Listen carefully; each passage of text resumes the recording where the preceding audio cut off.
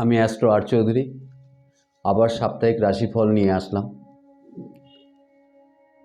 আশা করি আপনারা সবাই ভালো আছেন। তাহলে এবার রাশিফল শুরু করছি। সবার প্রথমে আসবো মেষ রাশি নিয়ে।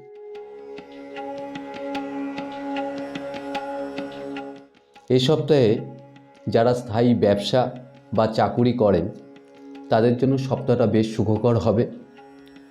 শরীর স্বাস্থ্য ঠিকই থাকবে। বিদেশ ভাগ্য শুভ। যারা আমদানি রপ্তানির সাথে জড়িত আছেন, সেই সব ব্যবসার সাথে আমদানি রপ্তানি করছেন, তারা লাভজনক অবস্থায় থাকবেন। প্রেমে আনন্দ লাভ। বিবাহের যোগাযোগ শুভ। সন্তান থেকে সুখলাভ। ঠাকুরদাদার কোনো সম্পত্তির সমাধান। পত্নীর সহযোগিতা লাভ।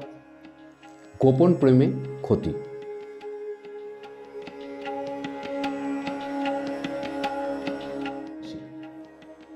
ভ্রমণে সুখ লাভ। পত্নীর শরীর স্বাস্থ্য নিয়ে চিন্তা। সন্তানের পুরাতন দ্রব্য ক্রয়ে ও শেয়ার ক্রয় বিক্রয়ে লাভ। স্বামী স্ত্রীর মধ্যে প্রেম বাড়াতে পারলে ভাগ্যের উন্নতি অবশ্যই হবে। ভাঙা সম্পর্কে জোড়া লাগবে।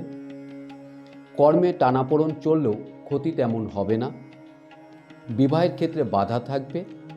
ঈশ্বরে বিশ্বাস গভীর হবে।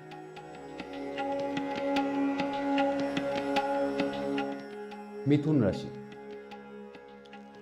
ব্যবসায় লগ্নির ক্ষেত্রে ভয় বা সরকারি পদস্থ লোকের থেকে ক্ষতির আশঙ্কা থাকবে খুব। অংশজনিত লাভালাভে সুখ লাভ। পুরনো কোনো ঋণ পরিশোধ বা পুরনো কোনো ঋণের টাকা পেয়ে সুখলাভ। সন্তানের কর্মে বাধা। বিবাহ ভাগ্য শুভ। মিত্র সুখলাভ। আত্মীয় সুখ প্রাপ্তি। সপ্তাহের শেষে ব্যবসায় লোকসান। পিতৃধন প্রাপ্তি।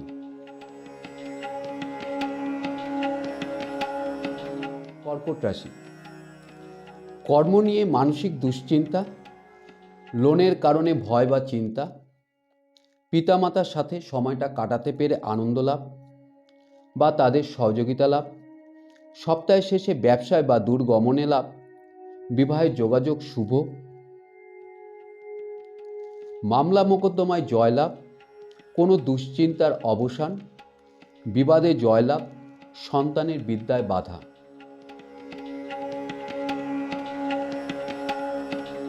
সিংহ রাশি।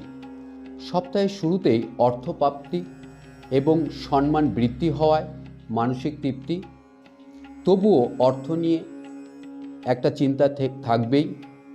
সঞ্চিত অর্থ নাশ হবে। গমনাগমনে ক্ষতি। ব্যবসায় টানাপোড়েন। মামলা মোকদ্দমায় ভয়। ভবিষ্যৎ নিয়ে চিন্তা। সন্তানের স্থানচ্যুতিতে চিন্তা। স্ত্রীর প্রাপ্তিলাভ বা অর্থলাভ। পিতামাতার শরীর স্বাস্থ্য নিয়ে চিন্তা। কন্যা রাশি। অর্থ লেনদেনের ক্ষেত্রে ক্ষতি। হারানো জিনিস পেয়ে মানসিক শান্তি লাভ। শরীর স্বাস্থ্য নিয়ে সমস্যা। নিজের প্রতিষ্ঠা বৃদ্ধি নিয়ে দুশ্চিন্তা। সন্তানের বিদ্যায় বাধা এবং বন্ধুর কারণে ক্ষতি। প্রেমের ভবিষ্যৎ নিয়ে চিন্তা। গোপন প্রেমে সমস্যা, তবে বিবাহের যোগাযোগ শুভ। পত্নীর প্রাপ্তিতে বাধা।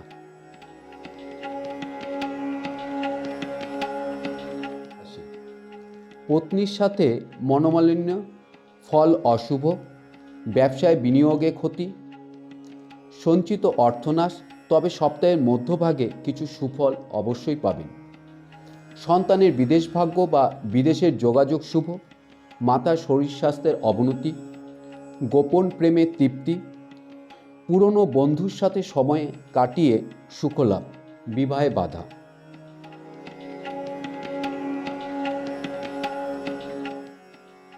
বৃশ্চিক রাশি। সপ্তাহের শুরুতে সর্বক্ষেত্রেই বাধাবিঘ্ন থাকবে খুব। কোনো কিছু যাতে হারিয়ে না যায় বা চুরি না হয়ে যায় সেদিকে খেয়াল রাখতে হবে খুব। তবে সপ্তাহের শেষে অবশ্যই কিছু সুফল পাবেন। সন্তানের সাফল্যে সুখলাভ।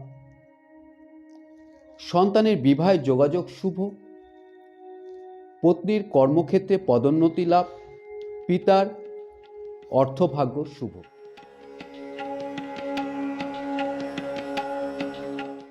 ধনুরাশি, ব্যবসায় বিনিয়োগ বা ব্যবসার জন্য বাইরে গমন শুরুতেই করা ভালো হবে। সম্পত্তি নিয়ে মীমাংসাও শুরুতে করা ভালো হবে।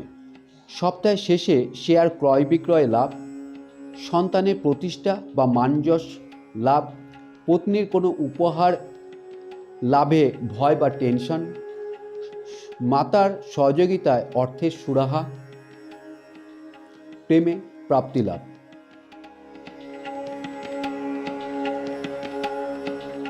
মকর রাশি, বন্ধুর কারণে অর্থনাশ, নিজের প্রতিষ্ঠা বৃদ্ধি বা প্রাপ্তি লাভ, সামাজিক কার্যে সম্মান বৃদ্ধি, চেষ্টায় জয়লাভ, স্বদেশ ভাগ্য ও বিদেশ ভাগ্য শুভ।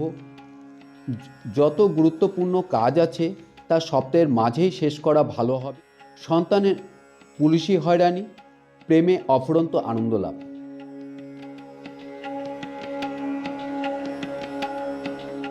কুম্ভ রাশি, চুক্তিবদ্ধ বা স্থির কর্মে লগ্নি লাভ, লগ্নি লাভজনক হবে। সপ্তাহের শুরুতে বাধা বিঘ্নের মধ্য দিয়ে অর্থ লাভ, অতি ভোজন ক্ষতির কারণ হবে। শারীরিক সমস্যা উপেক্ষা করা ঠিক হবে না, তাতে সমস্যা বাড়বে। পিতার কারণে মনোকষ্ট, সন্তানের প্রচেষ্টায় বাধা বা সমস্যা, ভাতাভগ্নির সহযোগিতায় লাভ, বন্ধু বিরোধ বা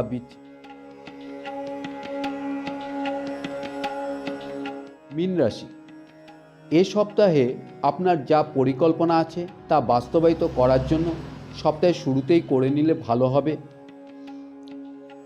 ক্রয় বিক্রয়ে লাভ, আত্মীয় থেকে উপহার বা সহযোগিতা লাভ, মূল্যবান অলংকার বা রত্ন ক্রয় করে তৃপ্তি লাভ, কারো দায়িত্ব নিয়ে মনে আনন্দ, বিবাহের যোগাযোগ শুভ, গৃহে মঙ্গলজনক অনুষ্ঠান, কোনো দ্রব্য বা সম্পত্তি পেয়ে সুখ লাভ। সরস্বতী পুজো, আমি সবাইকে বলবো আমাদের বিদ্যা দেবী সরস্বতী দেবীর তার আরাধনা করা উচিত এবং আরাধনা আপনারা করবেন, সকলেই করতে পারে। যারা ব্যবসাদার তাদেরও সরস্বতী দেবীর আরাধনা করা উচিত এবং পুজো করা উচিত। এবং সবথেকে যেটা বড় জিনিস যে সরস্বতী পুজোর দিন আগে আমরা ছোটোবেলায় গায়ে কাঁচা হলুদ তেল দিয়ে মেখে আমরা বেটে নিয়ে তেল দিয়ে মেখে আমরা গায়ে দিতাম, মারা মাখিয়ে দিত। আজকাল অনেকে হয়তো সময়ের অভাবে করতে পারে না, তবুও আমি বলবো এটা করা ভালো, কারণ এই সিজনে অনেক রকম স্কিন ডিজিজ হয়, তার থেকে রক্ষা পাওয়া যাবে এটা করলে পরে। সেই জন্য আমি সকলকেই বলবো গায়ে হলুদ মাখুন, ভালো থাকুন, সুস্থ থাকুন। এখন থেকে আমি রত্ন মন্দিরেই বসছি, আর কোথাও বসছি না। নিচে আমার নাম্বার আছে, যাদের যোগাযোগ করার ইচ্ছা অবশ্যই ফোন করবেন। সুস্থ থাকবেন, ভালো থাকবেন, নমস্কার।